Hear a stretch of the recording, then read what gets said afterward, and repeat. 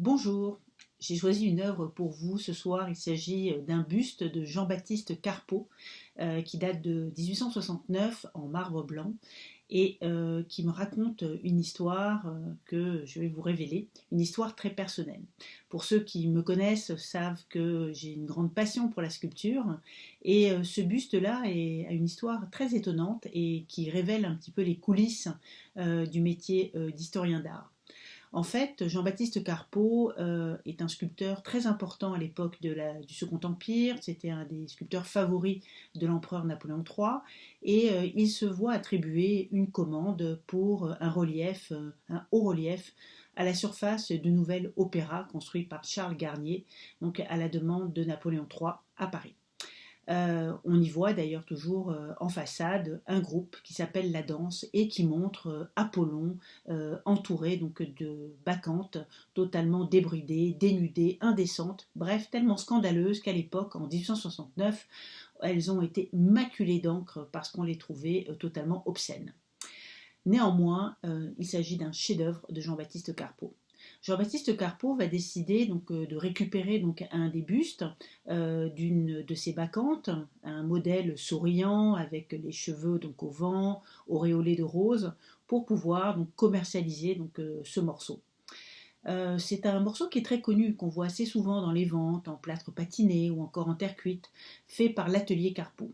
Ces bustes-là sont de moindre importance, ils sont beaucoup moins rares. Mais celui dont je vous parle et qui a été acquis par le musée est en marbre, et un très beau marbre. En fait, c'est un buste qui avait été repéré lors d'un voyage à New York par mon collègue Hilliard Goldfarb, qui évidemment sait que je m'intéresse beaucoup à la sculpture, donc on s'entraide toujours entre conservateurs, on se donne des tuyaux, on montre les uns aux autres nos trouvailles. Et ce buste m'a tout de suite intriguée parce qu'il était en marbre et ce n'était pas si fréquent. J'en avais vu un d'ailleurs qui coûtait un prix extraordinaire et celui-ci était en comparaison de moindre prix et vraiment extrêmement abordable. Donc j'ai commencé à faire une recherche très précise pour savoir quelle était l'édition de ce buste. Et j'ai suivi la piste et cette piste a été absolument fascinante. En fait, ce buste-là avait été présenté à quelques reprises aux enchères. Et à chaque fois, il avait été boudé. Personne n'avait voulu l'acheter parce que tout le monde s'était un petit peu mépris sur l'édition de ce buste-là. Là, ce qui est compliqué avec la sculpture, comme en gravure par exemple, c'est qu'il y a des phénomènes d'édition. Et il faut savoir distinguer les éditions rares de celles qui sont beaucoup plus communes. Et dans ce cas, en regardant bien le fameux buste, j'ai observé qu'il avait des différences avec les bustes plus communément connus. Par exemple, son socle, si vous le regardez, est assez haut. Également, il était daté 1869 directement dans le socle. Enfin, une branche de rose qui figure généralement sur le socle, ici ne figure pas. Bref, autant de détails tout à fait passionnants quand on mène une enquête en histoire de l'art. Je suis allée au musée d'Orsay, à la documentation des sculptures où j'ai travaillé il y a longtemps, et donc j'ai fouillé et comparé. J'ai vraiment fait une enquête beaucoup plus exhaustive. À l'époque, il n'y avait pas tous les internets et toutes les ressources que nous avons aujourd'hui. Bref, les centres de ressources étaient beaucoup moins efficaces.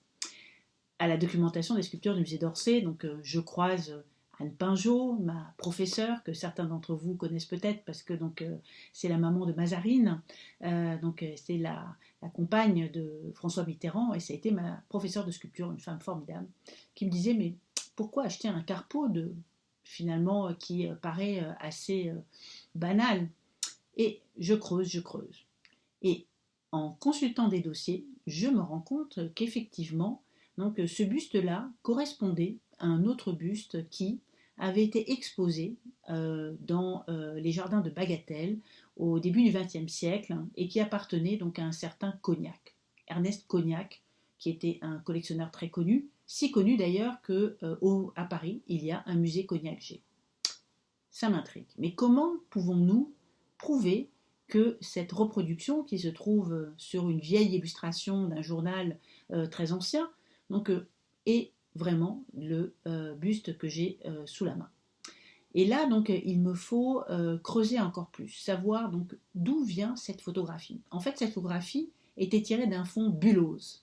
Et quand on regarde directement dans le fond bullose, on se rend compte que le socle présente un défaut. Il a effectivement une veine noire, donc, qui est apparente, que l'on voit d'ailleurs sur la photo.